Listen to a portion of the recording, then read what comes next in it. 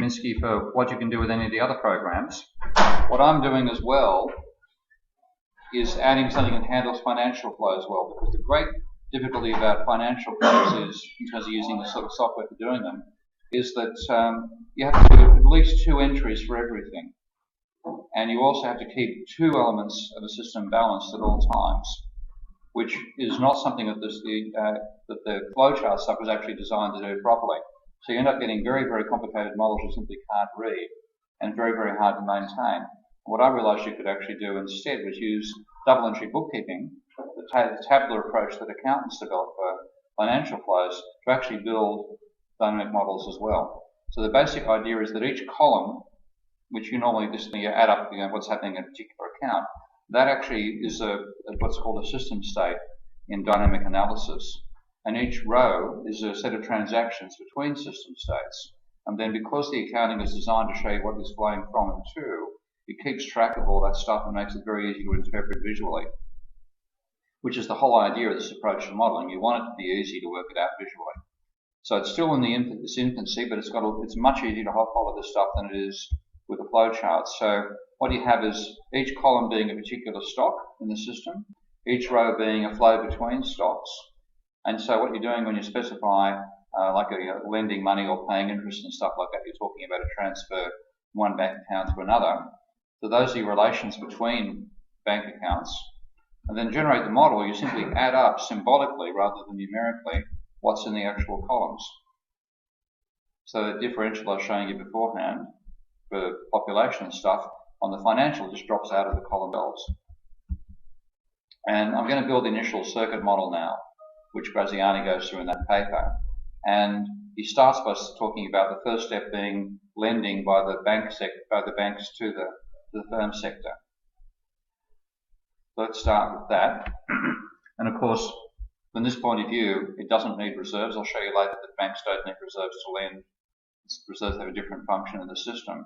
What really is going on is the bank has the status, because it's allowed to create loans and take deposits simultaneously, it has a capacity to create money out of nothing, which is the argument that we're still trying to get the neoclassicals to wake up to. But let's take a look at it. Starting off by having the firm starting off by making an entry in one deposit account and simultaneously recording the same amount in a debt account, which is creating both a loan and money simultaneously. That's just this first step, as mentioned above.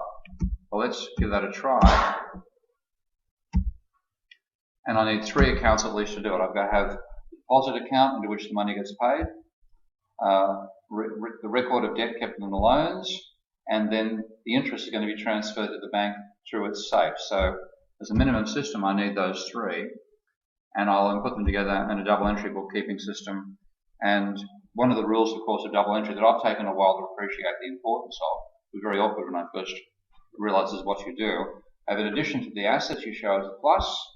In addition to the liabilities, you show as a minus, and equity as well. So the assets minus liabilities equals equity argument, where both liabilities and equities, if you increase them, you show it as a minus sign. You're all used to that from accounting? You don't like it, but you're used to it. Okay. Well, let's just take a look at that. And I'll have an initial loan only, and then paying interest on the loan, interest on the deposit, and I won't consider the rest of the system to begin with. So the basic idea is there's loan interest being paid, you compound the debt, you pay the interest back, you pay the deposit interest. Well, I'll actually take a simpler table than that. It's an earlier draft that I did. So the basic model is going to have the rate of change of the firm sector's debt being 0, as I'll show you in a moment.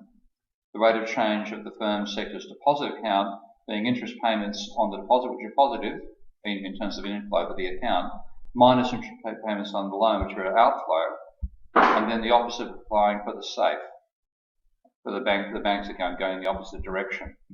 So I'll just show that. Let's go. Let's model it. So bring up Minsky and click on the bank icon, the Godley table, named after Wynne Godley. Double click and bring it up, and you then get this tabular layout. Stretch it out a bit. And the first thing we're going to say, well, that's going to be a loans account, will be one of the elements there, and that's an asset for the banking sector. and then it's lending to the firm sector. So the loan is going to be a liability. I'll make that firms, and the proceeds of that are going to go to the bank, and I'll just call this the safe, like the bank safe. There's an initial loan, which let's say it's 100 million, whatever, and that therefore gives you a liability on the other side. Now I could include that in some in equity as well, but I'll put it all just, I'll leave the equity out of it for the moment. So there's your initial conditions. Notice what's happened with the banking icon. You've now got loans, firms, and safe popping out the bottom here. Now the first bit is once the loan is there, you've got to pay the interest.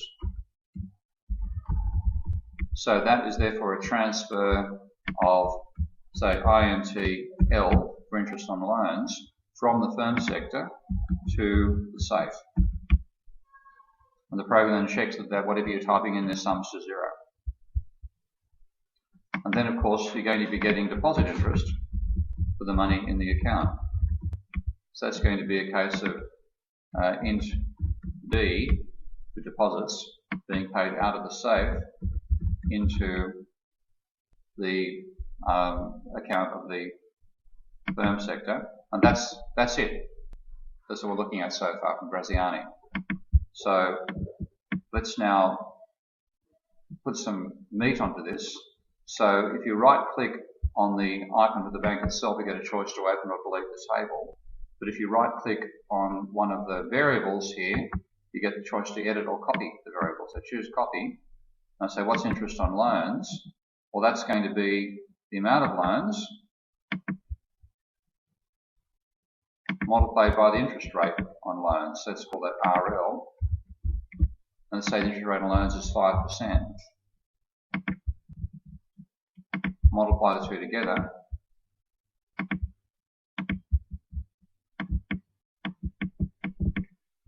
And you therefore determine what the interest on loans are. And then interest on deposits, equally simple. Copy it, bring it over here. That's going to be interest on what's in the firm's account, which is where the deposit actually is. So you multiply that by the rate of interest on deposits. Let's say that's 2%. Copy the multiply block. Wire that up. And now you want to graph and see what's actually happening. Let's take a copy of loans. Make it over here. A copy of firms. Oh, I got the safe that time. A copy of firms. Let's graph each of them on their own graph.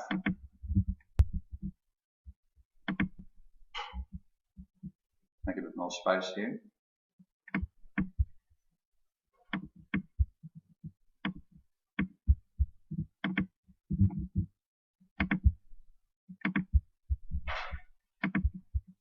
Wire it up. I'll make them different colours so I don't have to go 20 days. You might as well see them that way though. Just check the grunge cutter. That's still a reasonable small step. Okay, simulate. What you see is the amount of money in the firm's deposit accounts plunging, the amount in the safe rising, and the amount of the loan remaining constant. Okay? So let's save that at that point. You can see, of course, it's going to head down well below negative. That's going to go well above 100. Obviously not a sustainable system. The banks take over the world. That's what they always try to do. Let's just now save that. And I'll just whack that in the temp subdirectory so I can move it later. Call it Grazo1.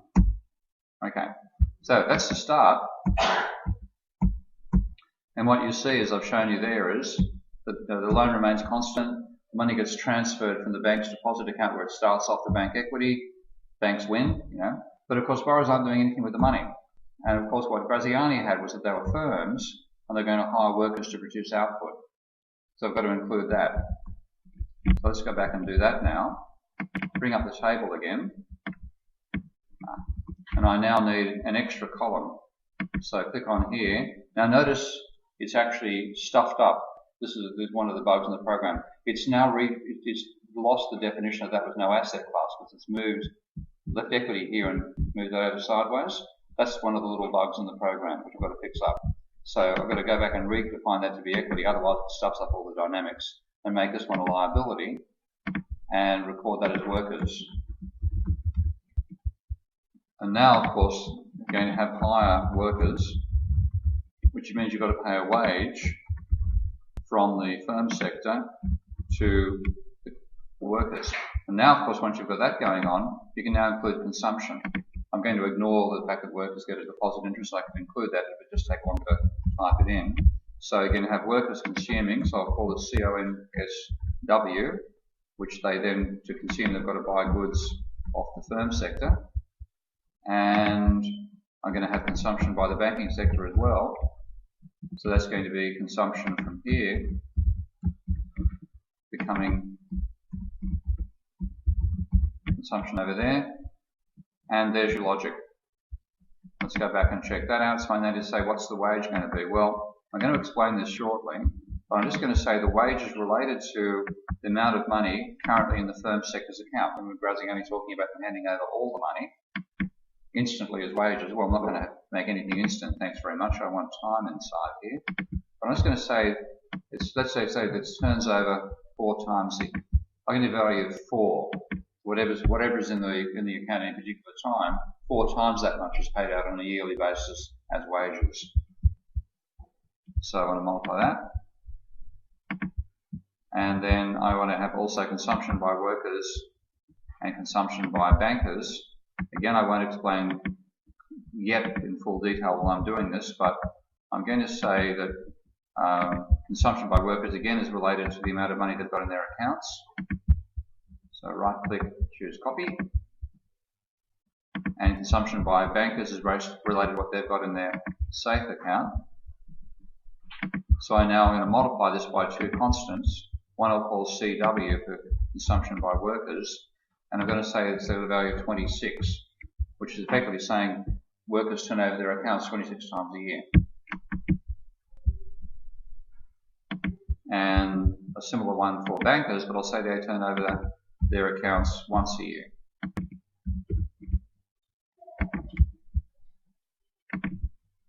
Copy the multiply block. Wire that all up.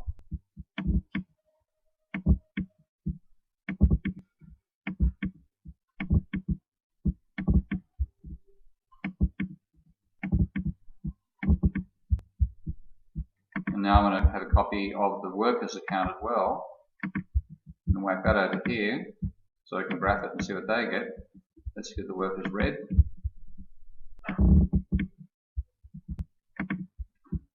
Simulate that. And I've done something wrong. Let's see what's happened inside the table here. No asset class for the equity. Okay? Make sure that is fixed up. Let's go back and try it again. Everything stabilizes. The software is taking account of what's equity and etc. in its logic. That's why it has to be correct. Notice the loan remains constant. The amount of money in the firm's account remains constant. Work is constant. Safe's constant. They're all changing over time, as you can see, moving through time. But it's an equilibrium, dynamic equilibrium. So Graziani's arguments about what was likely to happen haven't eventuated, and that's a good thing, because it actually strengthens his argument. So you've got workers producing output, I've got production happening implicitly in the system somewhere, workers and bankers buying output, and capitalists doing it well, but I'm not actually showing them as yet. What you get with that more complete model is stability. Workers save money, but firms don't go broke. Okay? There's a constant money stock and a constant level of economic activity. Again, which is different to what Graziani was saying. So all the dilemmas he thought were going to occur don't occur. And the reason that they saw dilemmas which actually don't come up in a very simple model like that is because they confused the stock with the flow. But the size of the initial loan is dollars. When you borrow money from the bank, they say, here's $1 million. Okay. But when you pay interest on it, or you get profit out of it, you talk about dollars per year. So one is a stock, the other is a flow. So the profit you're earning, the interest payments you've got to make are all dollars per year. And thinking that the stock somehow limited what the flow could be, which the stock is an instant, is a timeless thing. could therefore limit what could be done over a huge length of time is just making a simple dimensional mistake. And I don't blame the circuitous for this, because this is what economists always do, because they have never been properly trained in dynamics. One of the cutest stories on this front comes from Koleski, who was an engineer back in the 30s, Polish engineer, who became interested in economics and developed many of Keynes's ideas in a mathematical form at the same time as Keynes. Working at Cambridge, he once saw Joan Robinson on the campus, and he called out to her, "Joan, I finally worked out what economics is. It's the science of confusing stocks with flows." That's quoted in Mark Lavoie and Wynne Gottlieb's book, and it's a beautiful little quote. So because they didn't know the basic tools of dynamic analysis, they grabbed hold of the static equations and tried to do it that way. But a simple tool here from dynamics is what's called dimensional analysis. The loan is dimensioned in dollars. All these other variables are dimensioned in dollars per year. Okay? One does not limit the other. You have a ratio between them, and the ratio will be important. That will actually relate to the velocity of circulation of money. But it's not the case that one makes it impossible for the other to be done. So it's a simple stock flow confusion, and you find people making this confusion all the time. Now, of course, if you have a stock of money created by a loan, that money can turn over several times in 1 year. And the person who actually realised this best was, in fact, Marx, which is ironic in some ways because a lot of the circuitous were inspired by Marx. But Marx talked about a turnover period, the length of time going from spending money to start a production process to getting your money back, including a profit, M to M plus. And his language about it was typical Marx type language, but quite sensible. So the total productivity of capital is the duration of a particular phase of production multiplied by how many times it can occur in a year. So if you have it, say, takes 1 month to produce, go from M to M plus, you do it 12 times a year, you've got 12 times the productivity, what you find in that 1 month period over an entire year. So you've got to know the turnover period as well as the stock of money, whereas all the circuitous focus upon was the stock of money itself. And the issue of what that turnover period is comes down to have several components. One is how long it takes to produce something. Now, I'm not sure how long it took to produce a Model T Ford, but I wouldn't be amazed to find it was all over a month, between steel input at one side of it, one end of the factory, car rolling off the production line at the other, probably something of the order of a month. These days, modern cars like the ones made by Toyota and so on are less than 12 days, input to output, raw steel one end, car out the other, so that the time to do the production is part of the overall time lag that I'm looking at in this model in here. But you've also got to flog the thing. You've got to turn it from a car on the showroom into money. Okay. So Marx talked about these stages as well, and said you have the first stage is creation of surplus value, by which he means you produce more outputs than inputs. Okay? I've got to explain that shortly as well. Having done that, you then bring the product to market, which means you're transforming, the product is now a commodity. You then sell the commodity and turn it back into money again. And then with the money, you go back and start production all over again. So you saw this endless cycle being a part of what capitalists do. So the essential starting point of all this, though, is that production generates a surplus of outputs over inputs. And this used to be the major dilemma in classical economics, explaining where it came from. Neoclassicals ignore it. They're working in equilibrium. They don't actually look at this whole idea of surplus. And in fact, as I showed you, I think last week, Schumpeter quite validly argued that when you look at the neoclassical definition of Eurasian equilibrium, all profits are zero. There is no surplus. Everything gets totally absorbed. It's a different concept of what the classical schools are talking about, but the classical school and the circuitous beforehand really fixated on where does the surplus come from? How is it we have more outputs than inputs? That's an important issue which I can only touch on right now, but it's worth discussing in a bit of detail because it is something which is part of Smith, Ricardo, Marx, and the Strappian school as well. Marx actually proved where surplus came from in two incompatible ways. Most Marxists think they're compatible. They're not. You had the labour theory of value, and that simply argued that all goods and services were were produced and sold at their cost of production. So you bought something for the cost of producing it, which meant that in virtually every case you buy at cost of production, it's sold at cost of production, no profit. But labour was something which was bought as cost of production, which was the subsistence goods that keep a worker alive. And it might take, say, 6 hours of homogenised labour, to produce the commodities necessary to keep a worker alive. But the worker would then work for 12 hours. So the gap between the hours they actually worked and the cost of keeping them alive was the source of surplus, according to Marx. But a second explanation he gave was to say that there's a dialectic between use value and exchange value. Have you ever seen this one before, this argument before? Okay. He argued, rather than arguing that utility and cost are melded, as you get in the neoclassical vision of marginal cost and marginal utility, so things, selling until the ratio of marginal costs equals the ratio of marginal utilities, Marx's argument was that actually almost describes the sort of transactions you might have found between two neighbouring tribes that had never met each other before, somewhere in the New Guinea highlands. And they've got, one bunch can make leather that's white, another can make pots, and they both love the look of it, and they each time they give away a cloth, they're losing a bit of utility. It equals to the one giving away the pot. So in that case, the utility, what you're losing, as well as what you're gaining, is taken into account, and you might work out a cost ratio there. But he said over time, those societies start to produce goods for the purpose of sale. And over time, both sides get to realise, well, that takes about 12 hours to make the leather stuff and about 6 hours to make the pot. So the ratio becomes to, reflect the cost of production, which largely Marx reduced to the time it takes to make something. And so you separate the use value from the exchange value. And he said the exchange value actually sets the price at which everything is sold. The use value is unrelated to it. So his argument about, he actually used the word incommensurable, saying use value and exchange value are incommensurable. And then he used exactly that same analysis for talking about production and said, well, when a worker is hired, he's paid his exchange value, cost of production. The capitalist exploits his use value, which is the capacity to work. The incommensurable is a difference that'll be the source of surplus. But exactly the same argument works for machinery, which he denied. He stuffed up. He made a total sort of, sleight of hand type attempt to argue that didn't apply.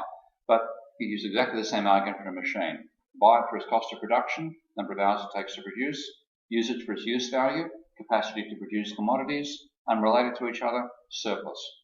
So that's the approach that I take, that there's no way you can say any particular input has any priority over producing a surplus. But I think it's actually better to see what physicists are starting to develop as well, because they are more realistic again. And they base themselves on what's called the second law of thermodynamics. Have you heard that one at all? At all? Okay. Take a look at it. It's very, very important, because this is a genuine empirical law. Economists talk about laws. I've shown you almost all their laws are breached. They don't apply in reality. This is the sort of law you can't break. Okay? And it's a law that says that over time, energy degrades effectively. So you start from a position of high organisation, and over time you will degrade to less organisation. Imagine your bedrooms if you didn't tidy them up. Simple illustration there. So you've got to be putting in energy from the outside to maintain order. And fundamentally, that's what production is doing. Now, with the second law of thermodynamics, we know that the amount of energy you manage to manifest by making something more organised is exceeded by the waste you generate at the same time. So to actually have production, what you're using is free energy to take something less organised, which are raw materials, and turn it into products. So you're actually going in the reverse direction to the second law. So to balance the second law, you have to have more than that same amount of waste being generated, again measured in energy terms. So you fundamentally link production and waste together. So when we see ourselves getting more outputs than inputs, it's actually because of what we're generating in waste elsewhere in the system. So there's being the overall ecosphere. So there's necessarily more waste than production coming out of it. And which means the people actually got closest to understanding this were actually these physiocrats, because their theory was that what production, the surplus in production, came from the energy from the sun. And they argued the free energy coming in from the sun was captured by agriculture. So agriculture was they called the productive class, and then it was transformed into other shapes by manufacturing. So they described manufacturing as the sterile class. Now, in fact, in general, we're all benefiting from free energy, whatever way we transform that free energy. So yes, agriculture gets free energy from the sun, but in effect, manufacturing gets free energy from coal, which is absorbed sunlight, or nuclear radiation, which is the result of supernova explosions somewhere else in the universe. So in that sense, all production is taking free energy existing in the environment before we turned up as an intelligent monkey and transforming it into products, but necessarily having to obey the second law of thermodynamics. And that law was actually put across in a satirical way, if you read about it. The way it's described to engineers when they first learn it is, first of all, A, you can't win. So you can't get free, you can't get energy for nothing. B, you can't even break even. So therefore, anything you do is going to involve waste. And thirdly, you can't get out of the game. So there's no way to evade the second law of thermodynamics. Beautifully put in that little, that's actually the first three laws, I think, put together that way.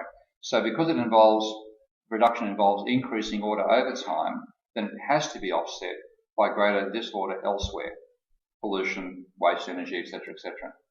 Which is one reason why I'm rather skeptical about climate skeptics. They're not even thinking about this. Even if there was carbon dioxide played no role whatsoever in causing the planet to heat up, we are heating up the planet, period. There's a beautiful little exercise in that with I think it's called Finite Physicist Meets Exponential Economist, where a physicist sits down next to a well-known, but they don't say how it actually is, but a leading neoclassical economist, and has a discussion about whether growth can go on forever. It's a great, great read. So what we have, in fact, is an overall increase in entropy, more waste, but in a local sense, we reduce it, which is what gives us production, and that's why we can have an excess of outputs over inputs. Okay. We're not breaching the second law of thermodynamics and doing it. So more and better outputs than the inputs to begin with, but waste being generated to do it. So that's where the surplus comes from. So back to the turnover period now. The time it takes you to get that physical surplus. I normally use the symbol tau. This is the symbol that systems engineers use to represent a time constant. Okay, so tau is the time constant involved in generating a surplus, and it's the fraction of a year that it takes to go from M to M plus. So the time between that initial outlay and producing it. Now, so that's part of what I've got to use to work out the productivity of the economy. Then I say, well, where does the money go? Because when you look at the total output of the economy, it ultimately resolves itself into either wages or profits. So first of all, you've got the stock of money turning over a set number of times per year. So dollars generated by the loan divided by the time constant tells you what their total GDP is. And part of it goes to capitalists as profit. So call that S, their share of the surplus. So workers get 1 minus S. So the W I use in that first little graph, I can actually replace by 1 minus S, which is the worker's share of output, divided by the time constant in generating output. And so wages are that multiplied by the flow coming out of the deposit account. And profits are just the other fraction of that. And I can therefore explain some of the numerical values I get out of the simulation I've shown you so far. But I'll go back and I'm going to replace that W now, which I just used that random number 4, picked out of the hat effectively. But what it was actually was the combination of the worker's share of surplus divided by the turnover period for going from M to M plus. So what I'll just do quickly is just jump through these little bits here, talking about all the numerical combinations, and talk about a time constant in more detail. But first of all, I'll go back and I'll just make that change to that model. So rather than having W there, delete it, bring in 1 minus S, which is the worker's share, and let's say that's 60%.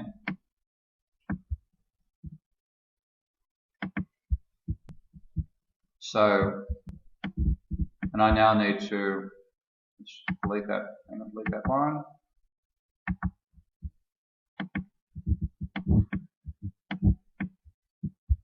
Divide the amount of money in the firm's account by the time constant in generating a surplus, and let's say it's 1/4 of a year.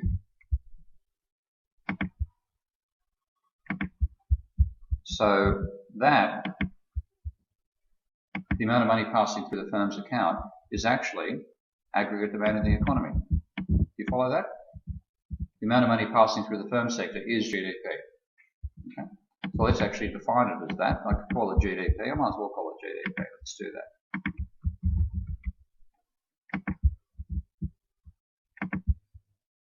And then 1 minus S of that goes to the workers. So multiply by 1 minus S, and now I can work out the wage.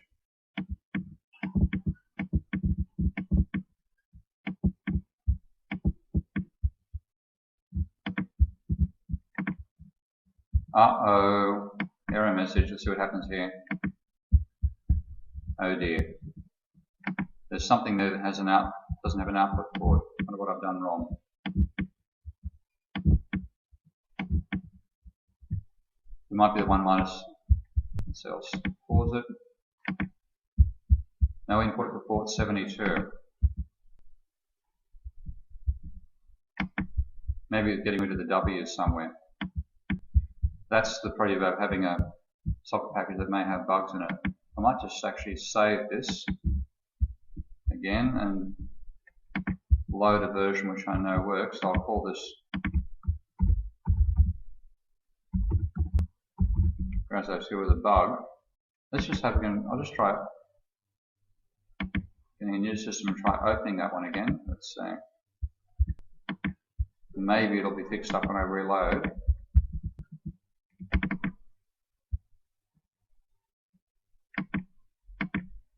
Nope.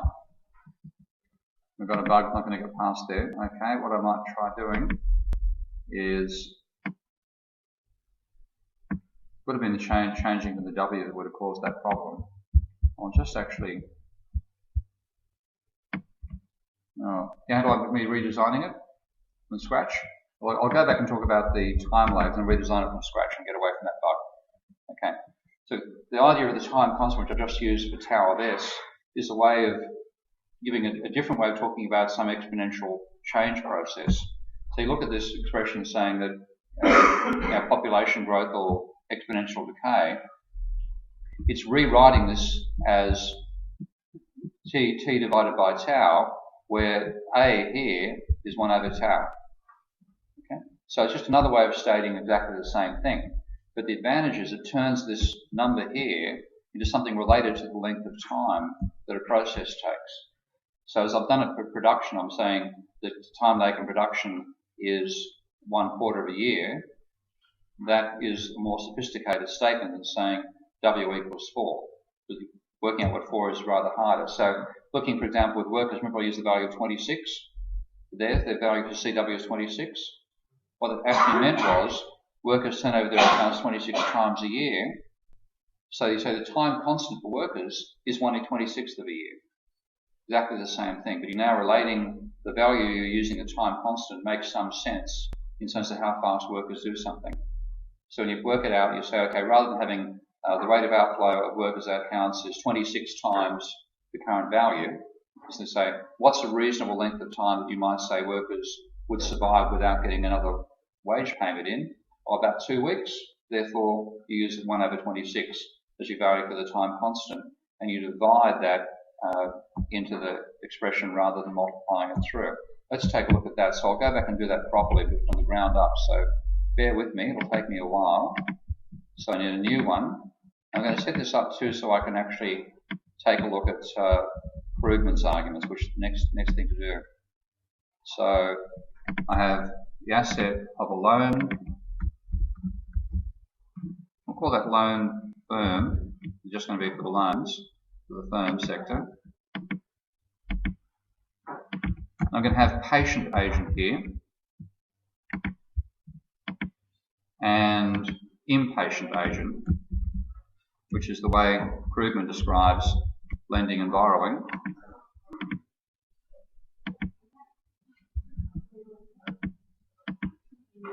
And then workers,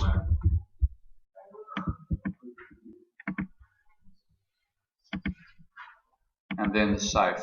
Let's just make a bit more space here.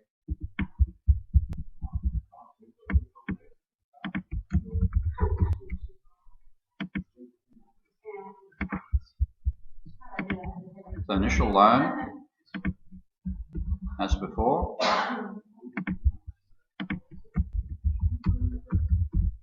Interest.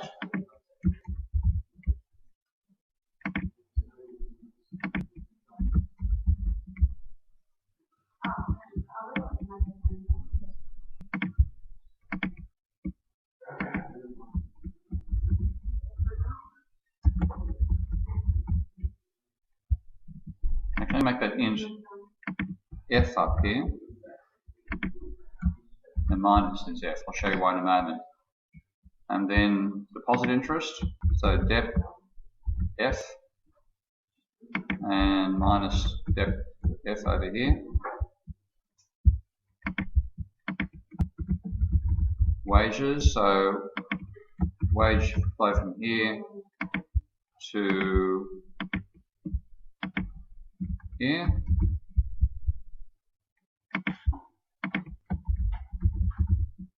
Consumption, which is going to be, I'll start from bankers, consumption by bankers and consumption by workers.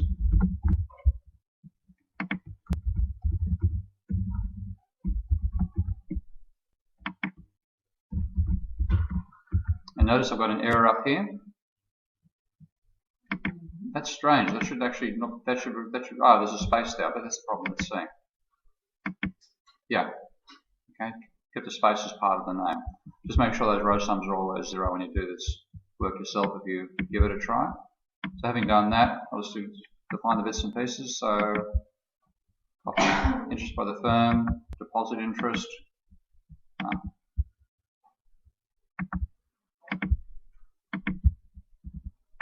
Wage.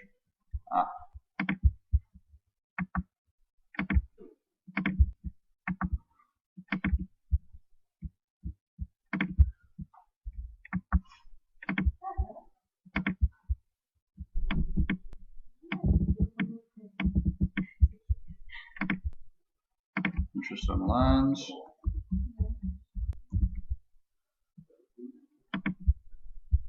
So where's the loan to the firm there? Let's copy that.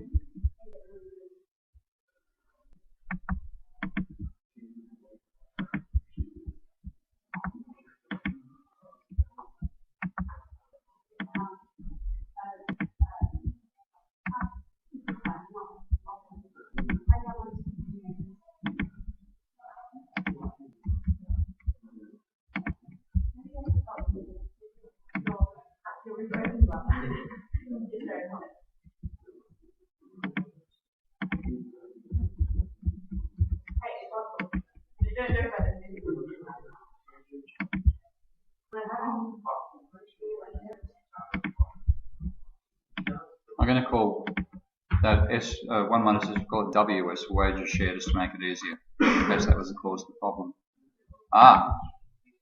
There's a slider attached though, which might imply there's something stored in memory that shouldn't be there. Okay. GDP.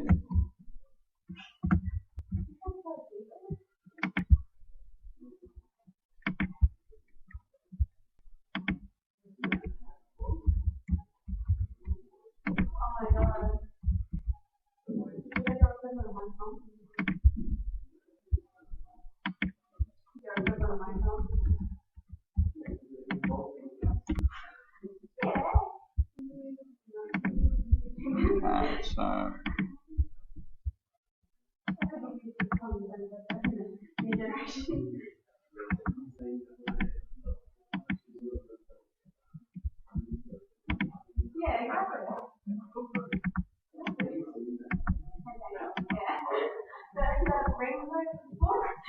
Oh dear. Oh bloody hell. Pardon me. No, we got dogs. We got dogs. I've got to save that. Okay guys, I'm actually stop it at this point.